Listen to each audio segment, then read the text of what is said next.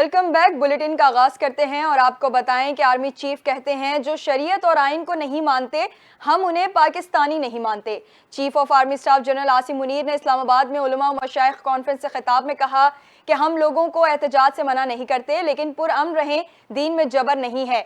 Army chief का कहना था जुराइम पेशा अफराद और माफिया दहशत गर्दी की पुष्ट पनाही कर रहे हैं, सोशल मीडिया के जरिए इंतशार फैलाया जाता है। आर्मी चीफ का कहना था कि किसी ने पाकिस्तान में इंतशार की कोशिश की तो आगे खड़े होंगे। आर्मी चीफ का कहना था कि दहशत गर्दी के खिलाफ जंग में खैबर पख्तूनख्वा के अवाम ने बहुत कुर्बानियां दी।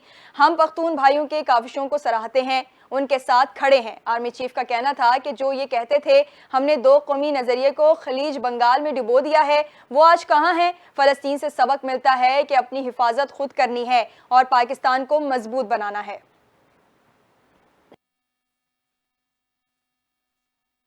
इस्लामाबाद के पाकिस्तान चीन फ्रेंडशिप सेंटर में कौमी उलमा और मशाइख कॉन्फ्रेंस का इनेकाद किया गया।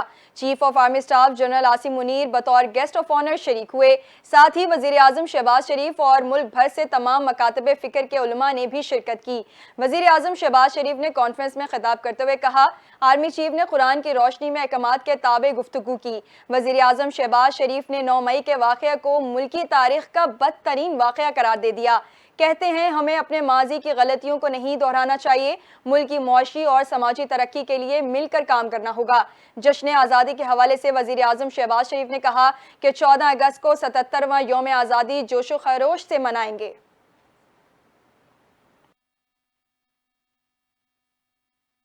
पेशन गोई कर रहा हूँ, मौजूदा हुकूमत के पास सिर्फ 2 माह का वक्त कम है, मेरे पास बहुत वक्त है। पाकिस्तान तहरीक इंसाफ के बानी का कहना है कि यह तासुर गलत है कि मैंने गैर मशरूत माफ़ी मांगी है। सीसीटीवी में पीटीआई वाले सामने लाए जाएं तो माफ़ी मांग लूंगा। हम 9 मई पर इंसाफ चाहते हैं। बानी पीटीआई ने कहा कि मैं सिर्फ पाकिस्तान के लिए बात करने का कह रहा हूँ, जितने मुकदमात बनाने हैं बना लें। उन्होंने कहा कि डील वो करता है जिसने जुर्म किया हो। बानी पीटीआई ने कहा कि कादिर केस में गवाह पेश करूंगा पर शनाख्त नहीं बताऊंगा। हुकूमत में मौजूद रेलू कट्टे वरगलाने का काम करते हैं। बानी पिचाई ने कहा कि मुझसे मुज़ाकरात के लिए किसी ने राबता नहीं किया, पहले भी कोई डील नहीं की और आगे भी नहीं करूंगा। इलेक्शन तरमीमी बिल 2024 बाकायदा इलेक्शन एक्ट बन गया। तरमीमी बिल पर सदर आसिफ जरदारी ने दस्तखत कर दिए। बिल की मंजूरी कौमी असम्बली और सेनेट ने कसरत राय से हुई। दूसरी जानिब पीटीआई रहनुमाओं ने नाराजगी का इजहार करते हुए बिल की मंजूरी पार्लियामेंट सुप्रीम कोर्ट पर हमला करार दे दिया।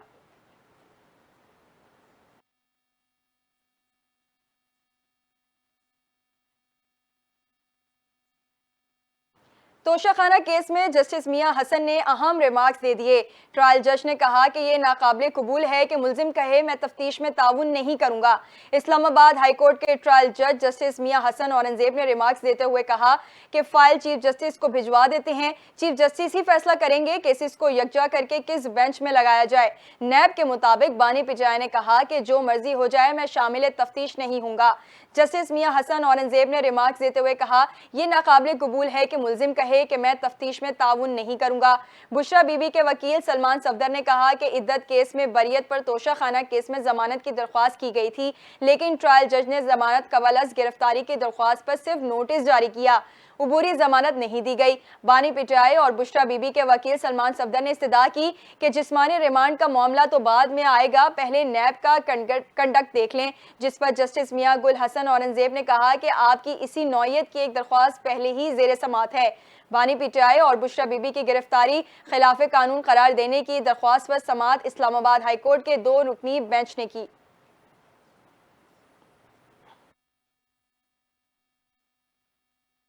बांग्लादेशी उबूरी हुकूमत के नामजद सरबराह मोहम्मद यूनुस ढाका पहुंच गए। ढाका एयरपोर्ट पर आला हुकाम ने मोहम्मद यूनुस का इस्तकबाल किया। बांग्लादेश की उबूरी हुकूमत के सरबराह डॉक्टर मोहम्मद यूनुस ने ढाका में मीडिया से गुफ्तगू करते हुए कहा कि ये मुल्क नौजवानों का है, तालिबान ने बांग्लादेश को बचा लिया, हमें मुल्क के अमन और इस्तेहकाम के लिए काम करना है। उन्होंने मजीद कहा कि अक़लियतों पर हमला साजिश का हिस्सा है, मुत्तहिद होकर मुल्क को तरक्की की राह पर गामजन करेंगे। कहते हैं हसीना वाजिद हुकूमत के खात्मे से मिलने वाली आज़ादी की हिफाजत करनी है। सरबराह बांग्लादेश का कहना है कि ढाका पहुंचकर बेहद खुशी महसूस कर रहा हूं।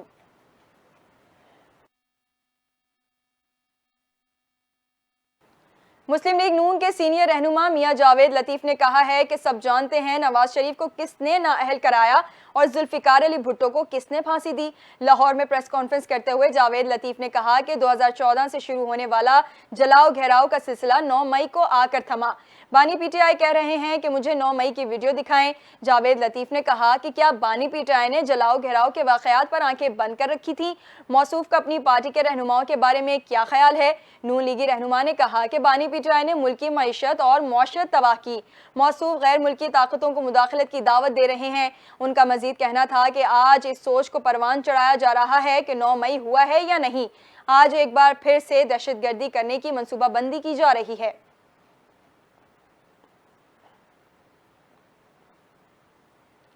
लाल हवेली में जलसा करने की दरख्वास्त मुस्तरद हो गई। अवामी मुस्लिम लीग के सरबरा और साबिक वजीर शेख रशीद ने 13 अगस्त को लाल हवेली में जलसा करने की दरख्वास्त दी थी। दरख्वास्त डिप्टी कमिश्नर ऑफिस रावलपिंडी को भेजी गई थी, जिसे डिप्टी कमिश्नर की जानिब से दरख्वास्त को मुस्तरद कर दिया गया है। एलामिया के मुताबिक शेख रशीद को सिक्योरिटी खदशात के बायस अवामी इज्तिमा की इजाज़त नहीं दी जा सकती। दरख्वास्त में 13 अगस्त की रात 10 बजे लाल हवेली के बाहर जश्न आज़ादी के जलसे की इजाज़त मांगी गई थी।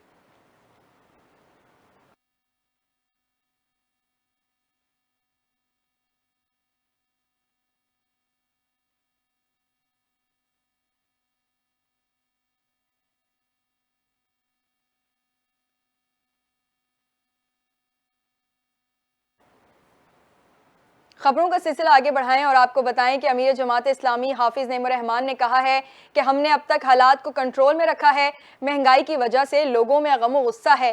रावलपिंडी में धरने के शुरा से खिताब करते हुए हाफिज नईमुर रहमान ने कहा कि हुकूमत हमारे एहतजाज को कमज़ोर ना समझे। उन्होंने कहा कि हमारे मुतालबात जायज़ हैं।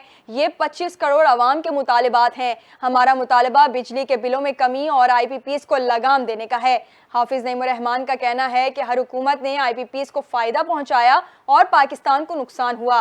भाषा डैम का बजट 1400 अरब रुपए था। अमीर जमात इस्लामी ने कहा कि तनख्वाहदार लोग मजीद टैक्स बर्दाश्त नहीं कर सकते। जो शख्स पहले से टैक्स दे रहा है वो मजीद टैक्स कैसे बर्दाश्त करे। उनका कहना है कि तनख्वाहदार तबके पर टैक्स किसी सूरत कबूल नहीं किया जाएगा। आटा, दाल, स्टेशनरी पर भी टैक्स लगा दिया गया है। जागीरदारों को टैक्स नेट में लाया जाए।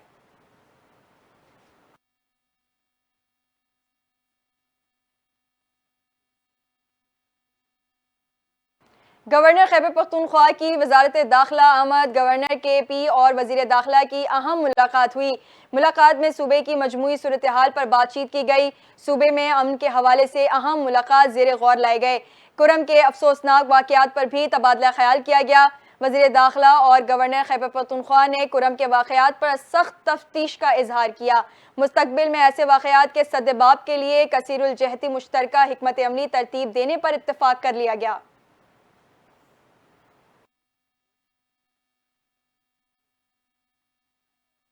सूबाई वजीर नासिर हुसैन शाह की सदर आसिफ अली जरदारी से मुलाकात। विफाकी हुकूमत से मुतालिक सिंध सूबे के मसाइल के हल के लिए मदद मांग ली। मुलाकात में अहम मामलात पर बातचीत की गई।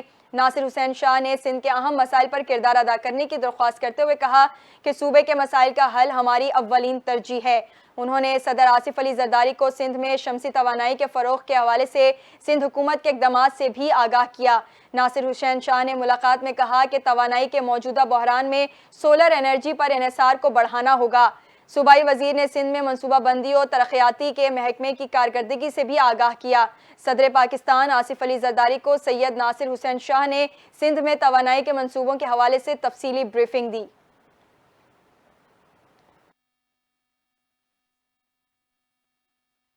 सूबाई डिजास्टर मैनेजमेंट अथॉरिटी पंजाब ने दरियाए सिंध से मुल्हिका अजला में फ्लड वार्निंग जारी कर दी।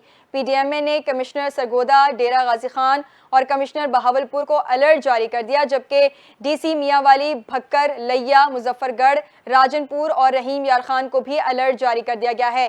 तर्जुमान PDMA के मुताबिक दरियाए सिंध में सैलाबी सूरत हाल चंद रोज बरकरार रहने का खदशा है। तरबेला और कालाबाग के मुकाम पर निचले दर्जे का सैलाब है, जबकि चश्मा और तौंसा के मुकाम पर दरमियाने दर्जे का सैलाबी सूरत हाल है। DGPDMA इरफान काठिया ने हिदायत की है कि रेस्क्यू 1122 की रिस्पांस टीमों को हाई अलर्ट रखा जाए और दरियाओं के पाट में मुकीम लोगों और मवेशियों का इनखला यकीनी बनाया जाए। शहरियों से कहा गया है कि इमरजेंसी की सूरत हाल में PDMA की हेल्पलाइन 1129 पर राबता करें।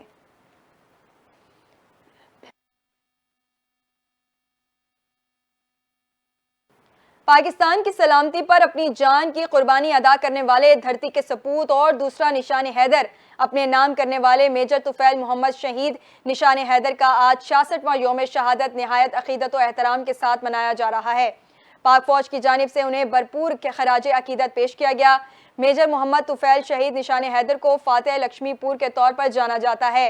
ISPR के मुताबिक अफवाज Pakistan chairman joint chief of staff committee ने मेजर तुफैल मोहम्मद शहीद निशान हैदर को खराज अकीदत पेश किया। इसके अलावा तीनों मुसल्लह अफवाज के सरबराहों ने भी निशान हैदर मेजर तुफैल मोहम्मद शहीद को खराज अकीदत पेश किया। ISPR के मुताबिक मेजर तुफैल मोहम्मद शहीद निशान हैदर पाने वाले दूसरे शख्सियत हैं। मेजर मोहम्मद शहीद ने 1958 में मशरकी पाकिस्तान के लक्ष्मीपुर सेक्टर पर इंतहाई बहादुरी से लड़ते हुए जाम शहादत नोश किया। ISPR का कहना था कि मेजर तुफैल मोहम्मद शहीद ने फ़र्ज की अदायगी के दौरान इंतहाई जुर्रत व बहादुरी और गैर मुतज़्ज़ल अज़्म का मुज़ाहरा करते हुए मिसाल कायम की। मेजर तुफैल मोहम्मद शहीद निशान हैदर का योम शहादत अफवाज पाकिस्तान की बेलौस खिदमात और गैर मामूली कुर्बानियों की याद दिलाता है। अफवाज पाकिस्तान मुल्क की खुद मुख्तारी और इलाकाई सलामती के तहफ़्फ़ुज़ के लिए अजीम कुर्बानी देने वाले धरती के बहादुर सपूतों को हमेशा इज़्ज़त व एहतराम की निगाह से देखती रहेंगी।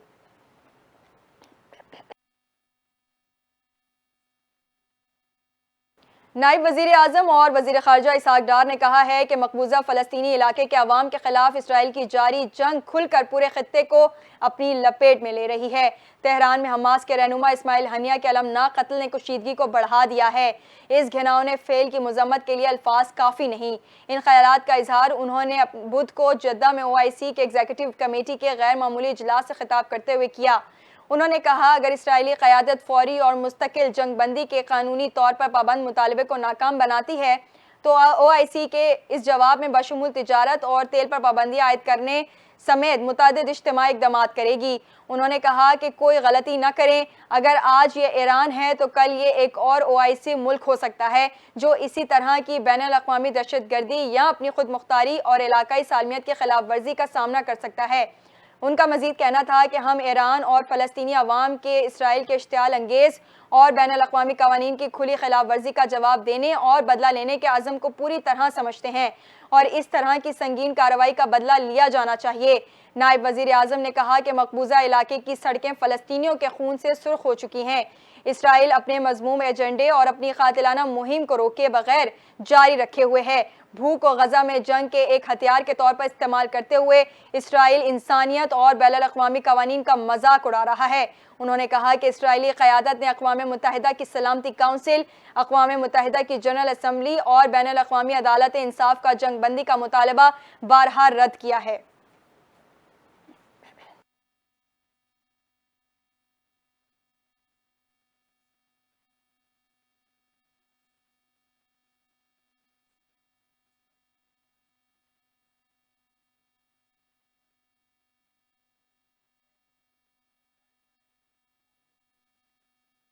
मौसम का अहवाल शामिल करें और आपको बताएं कि महकमा मौसमियात ने मुल्क के मुख्तलिफ शहरों में बारिश की पेशगोई कर दी है। महकमा मौसमियात के मुताबिक बुध को इस्लामाबाद के मुख्तलिफ इलाकों में बारिश से हब्स में कमी हुई, जबकि रावलपिंडी में बारिश के बावजूद हब्स बरकरार है।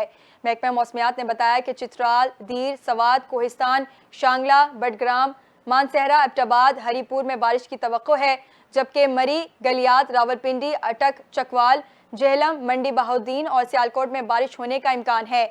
लाहौर, शेखुपुरा, ओकाड़ा, कसूर, खुशाब, फैसलाबाद, सरगोदा, भक्कर और डेरा गाजी खान में भी बारिश का इम्कान है, जबकि खुजदार, लजबेला, अवारान, जोब, किला सैफुल्ला, लौरालई, कलात और बरखान में बारिश हो सकती है।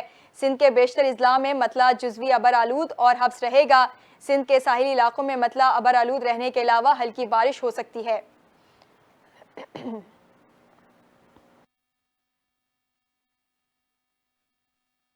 अमेरिका के सदारती इलेक्शन की इंतखाबी मुहिम ड्रामाई मोड़ इख्तियार कर गई। आम तस्वीर था कि रिपब्लिक सदारती उम्मीदवार डोनाल्ड ट्रंप डेमोक्रेटिक हरीफ कामला हैरिस को बासानी शिकस्त दे देंगे। ताहम अब एक अहम सर्वे में दावा किया गया है कि अगर आज इलेक्शंस हों तो कामला हैरिस के जीतने के इम्कान ज़्यादा हैं। NPR, PBS और मारिस्ट के मुश्तरका सर्वे के मुताबिक डेमोक्रेट सदारती उम्मीदवार को इस वक्त 51%, जबकि डोनाल्ड ट्रंप को 48% मकबूलियत हासिल है। जो बाइडन के दौर से दस्तबरदार होने के बाद कामला हैरिस ने जब बतौर डेमोक्रेट उम्मीदवार उनकी जगह ली थी तो उस वक्त कामला हैरिस की मकबूलियत मौजूदा 51% से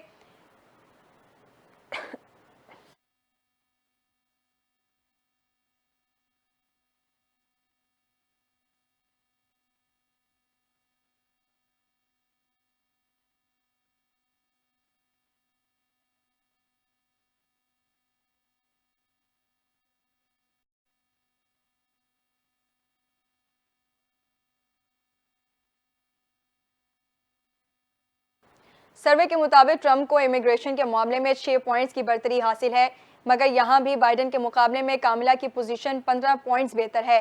खवातीन वोटर्स में कामला की पोजीशन ट्रंप से 13 पॉइंट्स ज़्यादा है, ताहम मर्द वोटर्स में उनकी पोजीशन 9 पॉइंट्स कम है।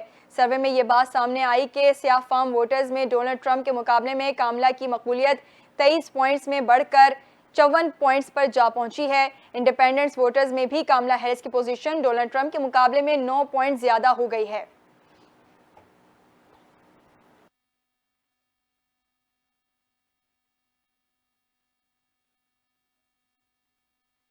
तारीख वही 8 अगस्त, बस साल बदल गया। ख्वाहिश वही, ओलंपिक मेडल, बस उम्मीद का सहारा बदल गया। पाकिस्तान को ओलंपिक्स में आखिरी मेडल जीते आज पूरे 32 बरस हो गए। आज से ऐन 32 साल कबल 8 अगस्त 1992 को पाकिस्तान ने आखिरी मरतबा ओलंपिक्स मेडल पोडियम पर कदम रखा था, जब कौमी हॉकी टीम ने बार्सिलोना ओलंपिक्स में नीदरलैंड्स को 3 के मुकाबले में 4 गोल से शिकस्त देकर कांसी का तमगा जीता था। एक मौके पर मैच में नीदरलैंड को 2-0 की बढ़तरी हासिल थी, लेकिन दूसरे हाफ में पाकिस्तान ने खेल का पांसा पलटा। पहले शहबाज अहमद ने गोल दागा, फिर खालिद बशीर ने 2 गोल किए और इसके बाद कमर इब्राहिम ने पाकिस्तान का चौथा गोल स्कोर किया। पाकिस्तान मैच 4-3 से जीता और ओलंपिक्स में ब्रॉन्ज मेडल हासिल किया। ये पाकिस्तान का अब तक का आखिरी ओलंपिक मेडल है। उस सुनहरे दिन को आज पूरे 32 साल बीत चुके। आज ठीक 32 साल बाद पाकिस्तान को फिर से उम्मीद हो चली है। बार्सिलोना ओलंपिक्स की 32वीं सालगिरह के मौके पर पाकिस्तानी अवाम पर उम्मीद है कि अरशद नदीम एक बार फिर पाकिस्तान को ओलंपिक्स में मेडल पोडियम पर लाएंगे और ओलंपिक मेडल्स की 32 साल खुशहाली का खात्मा कर देंगे। पेरिस ओलंपिक्स में जेवलिन थ्रो का फाइनल आज होगा, जिसमें पाकिस्तान के अरशद नदीम समेत 12 एथलीट्स एक्शन में होंगे। आज पूरा पाकिस्तान हम आवाज है। Good luck Arshad Nadeem, all the best.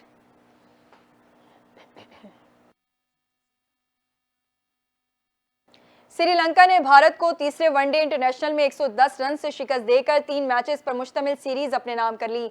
Sri Lanka ने भारत के खिलाफ 27 साल बाद वनडे सीरीज जीती है। श्रीलंका और भारत की टीमें वनडे सीरीज के तीसरे मैच में कोलंबो में मुकाबिल थी, जहां मेजबान टीम ने पहले बैटिंग करते हुए मुकर्ररा ओवर्स में 7 विकेटों के नुकसान पर 248 रन बनाए और भारतीय टीम को जीत के लिए 249 रन का हदफ दिया। श्रीलंका की जानिब से अयुष्का फर्नांडो ने शानदार बैटिंग करते हुए 96 रन की इनिंग खेली, जबकि भारत की तरफ से रेयान ने 3 खिलाड़ियों को आउट किया। हदफ के ताक़ुब में भारत की मुकम्मल टीम 26.1 ओवर्स में 138 रन पर ढेर हो गई और 110 रन के मार्जिन से शिकस्त का सामना करना पड़ा। भारत की जानिब से कप्तान रोहित शर्मा 35 और वाशिंगटन सुंदर 30 रन के साथ नुमायां बैटर रहे। श्रीलंका की जानिब से दनेथ वेलागा ने 5 विकेटें हासिल की।